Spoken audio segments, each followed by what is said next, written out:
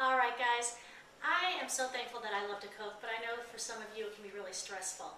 But having people over for dinner can be such a nice way to get to meet new friends, to go deeper with old friends, and also to share your faith with people.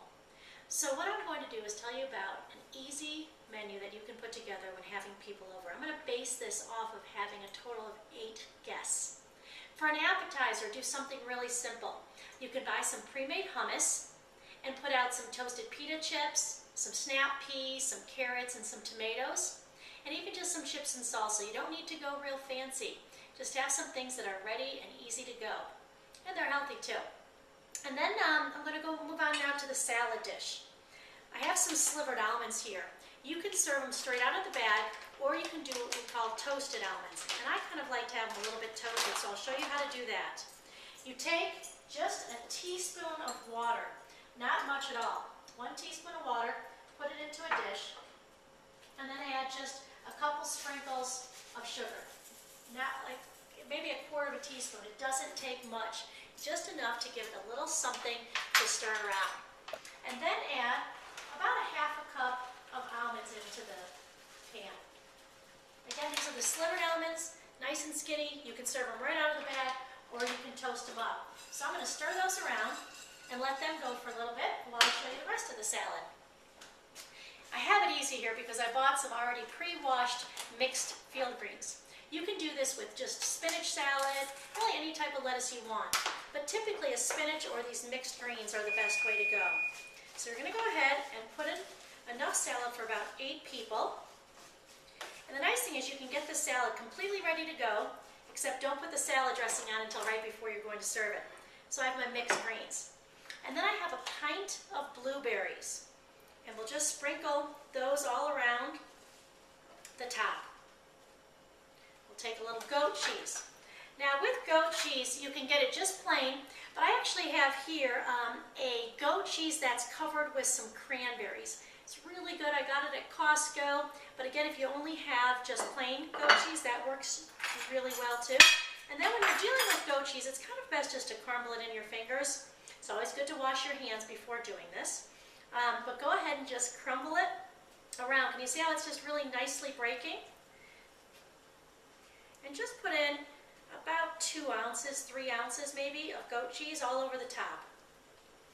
All right, I'll be back when the nuts are done and we'll make the salad dressing. All right, my nuts are still going, but I'm going to start on the salad dressing.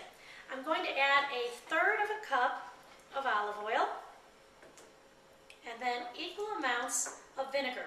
I'm using an apple cider vinegar, but you could use some tarragon vinegar, red wine, balsamic, whatever it is you like. And then some people like to put honey or agave nectar or sugar into their salad dressing with this salad, but I'm actually just going to use a little bit of orange juice to give it just a tiny bit of sweetness, and I'm going to put in 1/3 cup of the orange juice. Really easy salad dressing. What really tastes good with the blueberries and the goat cheese and everything, believe it or not, is some dill. So I'm putting in a full teaspoon of dill. This is dried dill. Another option is to get some fresh dill and go ahead and put that all over the salad. And then if you do that, don't put it in the dressing. So there's some dill. Then I'm going to also put in just a little bit of salt in there as well. Probably about just maybe 1/4 teaspoon in there. I'll stir that all up and let's see how these nuts are doing. Okay, so they're just slightly toasted. Now go ahead and put those out, and you can tell when they're done is they just turn a nice light brown. Just gives them a little extra crunch in the salad. So I'll sprinkle those on as well. There we go. Now look at this. Isn't that a beautiful salad that you could pass around? And it didn't take very long. Again, get it to this point and then wait to put the salad dressing on. Okay? Thanks. All right, for the entree, we're going to serve some pork with a fruit sauce on top. Now, when you go to the store, you can get pork chops, you can get a tenderloin, you can get a pork roast. I like to just see kind of what's on sale and choose that. When I went to the store, they had some pork chops on sale, so I picked up some of those. What's nice is you can get someone else to help you out with part of the cooking. I think guys love to stand around a grill and cook, so I always ask my husband to go ahead and put the meat on the grill for me. So if you have a pork roast, you'd probably want to cook it in the oven. But something like a tenderloin or some pork chops, you can go ahead and put them on the grill. All you need to do is put a little salt and pepper on them and put them on there. The real flavor is going to come through the sauce. So what I have here, and I've already done, is I've cut up 2 apples and 2 pears. I've left the skin on them, and I've cut them up into just real small pieces. So I'm going to go ahead and pour that into the pan. Then I have some vegetable broth. Again, you can use chicken broth if you'd like instead. I have 1½ cups of chicken broth. And then I have 3/4 of a cup of orange juice. I'm going to pour that in there. For my spices here, I have some cinnamon and some cloves. And I'm going to add 1/2 teaspoon of cinnamon and then 1/4 teaspoon of cloves. Cloves can be kind of powerful, so you don't want to use too much. And then the last ingredient I have are some dates. I always want to say figs. They're dates. Okay, so I have some dates. Here's what they look like. They're already pitted, and so I just took them and I cut them up into little pieces. I'm going to add that to the pears and the apples, cover it, and let it cook on a low heat for about 30 minutes. And then once everything gets soft, I'm going to take the lid off and boil it a little bit to reduce it down. You almost want to cook it until there's very little juice left. Okay, I'll show you what it looks like in a little bit. All right, my sauce is just about finished here. If you can look at this now, you'll see that a lot of the liquid has been absorbed. So it's just a little bit of liquid and all the fruit is nice and soft. It's got a great flavor from the cinnamon and from the cloves. And so when you serve it, you can just take your pork, whether it's a chop, if it's a roast, you can just slice it, and then take some of the sauce and just put that right on top and kind of spread it all over. The sauce is really good, it's healthy, so you can put that right on top. All right, there's the first part on our plate. I'll show you the rest later. One of my favorite vegetables is roasted asparagus. It's so easy to cook, good for you, and tastes great. I hate throwing anything away, but in reality, when you cook asparagus, the last or the bottom part of it gets really tough. So it is important to cut off the bottom.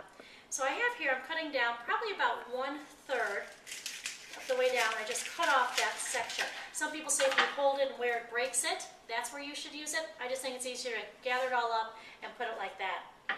Take the asparagus and put it in an oven-safe dish.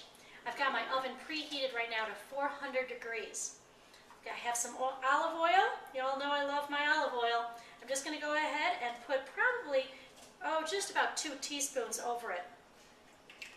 When you're buying, if you're trying to serve 8, I would suggest about 5 spears per person, so about 40 spears for the entertaining grate.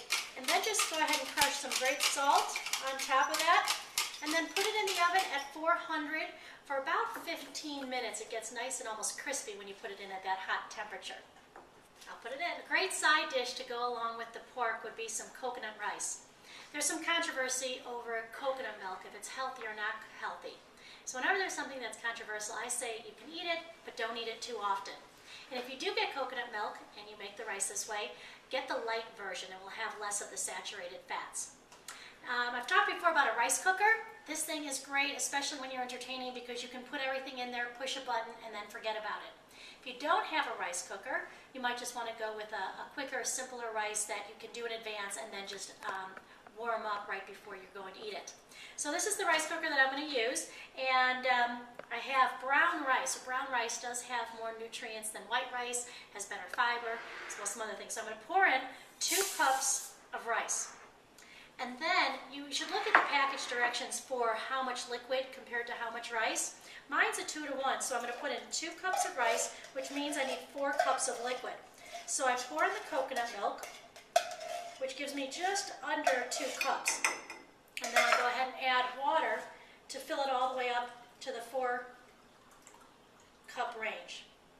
I'll go ahead and then pour that into the rice cooker and give it a good stir. Scrape it all out. Now if you want, you can add some peas into there, which makes it kind of nice and colorful. And then the nice thing again with the rice cooker is all I need to do is stir that around, look over at the front, and where it says brown rice, I'll push that, and that will get it started. A dessert that everyone loves would be chocolate-covered strawberries. So I have here some strawberries. I've already washed them.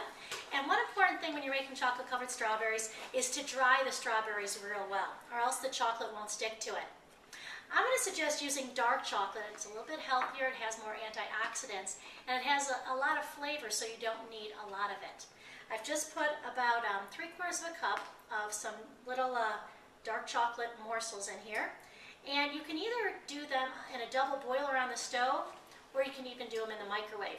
What you want to be careful is that you don't overcook it, especially in the microwave. When you take it out, it still should be a little bit rough looking, not smooth, and then just continue to stir it until it gets nice and smooth. All right, I'll be back once we've melted. All right, so it's nice, getting creamy. I've been stirring it for a while to get it smooth. And then all you do is take that strawberry, and we're just going to dip 1/2 of it. You'll get enough flavor just doing half. All right, see what that looks like? So 1/2 of it's strawberry, 1/2 of it's chocolate, and put it strawberry side down just like that. And here's another one. I have to tell you, we're kind of rushing through a little bit of this because I have to go teach a class, and my son who's filming said, I bet Rachel Ray doesn't have to quit to go run and teach an exercise class. All right, guys, there you go. There's a great dessert to go along with that easy meal when you're entertaining. All right, so here is what the plate looks like all put together.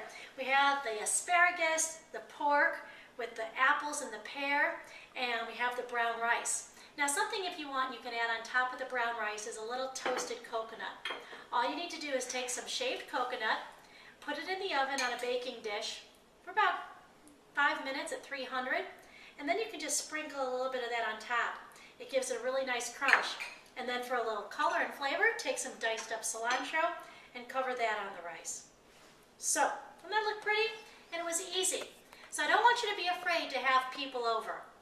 Again, you can just set out the hummus and the vegetables and some chips and salsa when they arrive. Then you do the salad, where you can make all of the salad up in advance and make the dressing in advance and just wait to put the dressing on until they arrive. You can have your rice cooker going with the rice. The asparagus ready to pop into the oven, so all you have to do is put them in about 15 minutes before you're ready to eat. The pork, hopefully get some help, and someone can put that on the grill for you. And you also could have prepared the apple and pear sauce in advance. Chocolate-covered strawberries can be made the day before as well, and then when everybody's done eating, you can just pass this around the table. So sit down with some good friends, enjoy a meal, and maybe something will come up about your faith and you can tell them about God. All right, thanks.